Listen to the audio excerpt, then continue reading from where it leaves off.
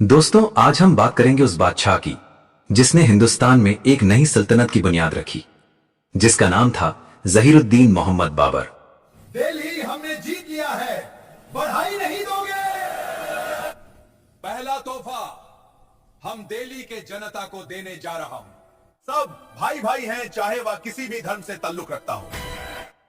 एक ऐसा शासक जो तैमूर और चंगेज खान दोनों की नस्ल से ताल्लुक रखता था। 1483 में अंदीजान यानी आज का उज्बेकिस्तान में पैदा हुआ ये नौजवान बचपन से ही जंग के मैदान में उतरा।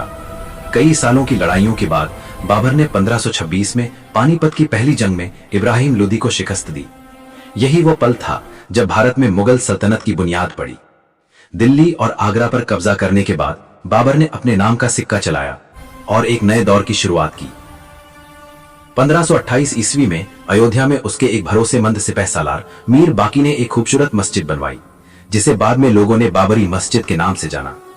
फारसी शिलालेख में लिखा गया था कि यह मस्जिद खुदा की इबादत के लिए बाबर के हुक्म से तामीर हुई थी, लेकिन सदियों बाद इस जगह को लेकर एक बड़ा विवाद पैदा हुआ।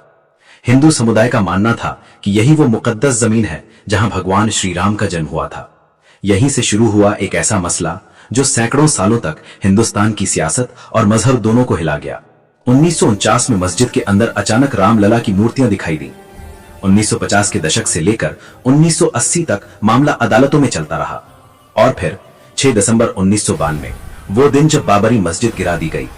पूरा मुल्क सदमे में था और लाखों लोगों की जिंदगियां बदल गईं। लंबे इंतजार के बाद नवंबर 2019 में सुप्रीम कोर्ट ने फैसला सुनाया। जमीन रामलला विराजमान को दी गई और मुस्लिम पक्ष को 5 एकड़ जमीन अलग से दी गई मस्जिद के लिए। और यूं सदियों पुराना झगड़ा खत्म हुआ। मगर इतिहास हमेशा याद रहेगा कि यह जगह कितनी पवित्र और कितनी दर्दनाक रही। दोस्तों, बाबर एक जंगजू बादशाह था, मगर इसके नाम से जुड़ी ये इमारत सियासत, मजहब और इतिहास तीनों का आईना बन गई। आज जब राम मंदिर बन चुका है और नई मस्जिद की तामीर जारी है, तो शायद अब वक्त है कि हम अतीत से सीखें और मोहब्बत का नया दौर शुरू करें।